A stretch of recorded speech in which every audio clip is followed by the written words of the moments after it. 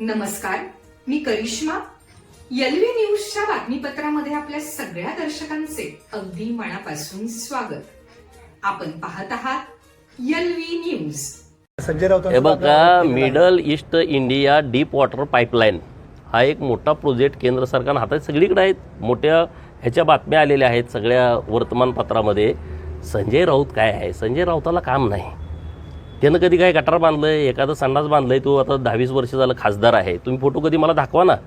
एखादं हे विकासाचं काम संजय राऊताच्या फंडातनं केलंय किंवा संजय राऊताची सत्ता असताना एखादा मोठा प्रोजेक्ट केलाय, त्याला काय माहीत आहे? अग्रलेख लिहायचा. अरे त्या अग्रलेखानं बारक्या पोरात जो ढोंगण पुसते ती, त्याचा उपयोग काय त्या अग्रलेखाचा? काय त्या अग्रलेखामध्ये महाराष्ट्राच्या विकासाचं काय लिहिलंय? त्यामध्ये महाराष्ट्राचं कल्याण करायचं आहे, मराठवाड्यामध्ये दुष्काळ आहे, त्यामध्ये संजय राऊतांनी एखादा लेख लिहिला, हे अशा पद्धतीनं दुष्काळ मिटवायचा आहे. पश्चिम महाराष्ट्रामध्ये काही दुष्काळी तालुके आहेत किंवा कोकणामध्ये एवढं मोठं सगळं सौंदर्य मिळालं आहे, समुद्र मिळाला आहे, तिथं काय पर्यटन केंद्र डेव्हलप करण्याच्या दृष्टिकोनातून, पर्यटन हब करण्याच्या दृष्टीने काय लिहिलं आहे? मुंबईमध्ये काय नाही हो, नुसतं ह्याची मापं काढ, त्याची मापं काढ. तुम्ही बघितलं पाहिजे ना तुम्ही काय चाललं आहे ते. 40,000 कोटी रुपयाची ही योजना आहे. सगळीकडंच काल मला आधी एवढं याने टार्गेट केलं, जयंत पाटलाचं डोकं. त्यांचे सगळं पहिल्यांदा त्यांच्या अकाउंटवरून पडलं. काऊन त्यांचं काय फेक अकाउंट आहे, विरोधकांच्यावरती टीका काय, पहिलं त्यावर पडलं. अरे याला माहीत पाहिजे ना काय चाललंय. शिव आता शिराळा, तिथून वाळवान, बोरगाव, कासेगाव ह्याच्या बाहेरच पडायला वेळ मिळणार त्याला. कुणाही सवासण्याला जाते, कुणाही बारशाला जाते. ही वेळ आलेली आहे आता त्यांच्यावर. हे बघायला वेळच नाही. आज एवढा मोठा प्रोजेक्ट जर सुरू असेल, तुम्ही माहिती घ्या. 3300 मीटर खोल, 2000 किलोमीटर लांबी, 40,000 कोटी रुपयाची इन्व्हेस्टमेंट.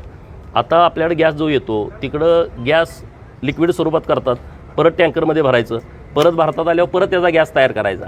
एवढं मोठं नुकसान आहे हे. मग लाट आली, मंदी आली, अमुक आल्या, त्याचं सोल्युशन माननीय मोदी साहेब काढायला लागलेत ना. त्याच्याकडे तुम्ही वेगळ्या दृष्टिकोनातून बघा. हा काय राजकारणाचा मुद्दा नाही ना. जेव्हा राष्ट्रीय आपत्ती येते तेव्हा सगळ्यांनीच एक व्हायचं असतं. तेव्हा गट तट पक्ष पार्ट्या बाजूला ठेवून, आता हे जागतिकच संकट आलेलं आहे. हे जे तेलाचे भाव वाढायला लागलेले आहेत. 50-60 रुपयाला क्रूड ऑइल मिळत होतं कच्चं, आता ते 118वर गेलं होतं, आता ते 105वर आहे. दर वाढणारच ना. जेव्हा आपले डॉलर बाहेर जात आहेत, तेलाला आणि सोन्यालाच जात आहेत सगळ्यात जास्त मध्ये. त्यामुळे मोदी साहेबांनी जे आवाहन केलं ते तुम्ही समजून घ्या ना. त्यात राजकारण करण्याचा विषयच नाही. 18 अब्ज रुपये आपले नुसते पर्यटकांना वरती जातात. आपली लोक फिरायला गेले, लग्नाच्यासाठी गेले, अमुक गेले. मोदी साहेब काय म्हणले, तुम्ही देशात करा. अरे देशात पण अशी जगातली सगळ्यात सुंदर ठिकाणं आपल्याकडे आहेत ना. जम्मू काश्मीर आहे, लेह लडाख आहे, इकडं अंदमान निकोबार आहे, इकडं केरळामध्ये वेगवेगळी ठिकाणं आहेत, इकडं कर्नाटकामध्ये मैसूर आहे, उटी आहे, महाराष्ट्रामध्ये कितीतरी आहेत, कोकणचा सगळा किनारपट्टा आहे, महाबळेश्वरसारखं ठिकाण आहे, आणि अनेक ठिकाणं असतील. आपली मंदिरं एवढी आहेत, 12 ज्योतिर्लिंग आहेत. इथं फिरा म्हणतात, त्यात वाईट वाटायचं काय कारण आहे? EV कारचा वापर करा, डिझेलची बचत करा.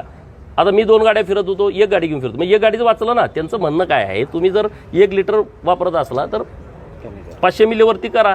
तर हे आपण सगळ्यांनी स्वीकारलं पाहिजे. त्यात काही टीका करण्याचं कारण नाही. पण विरोधक नेहमी प्रत्येक गोष्ट नाही. काय प्रकरण झाले मला एवढं काय माहीत आहे. रोज काहीतरी घडते, तर माहिती घेऊन सांगतो.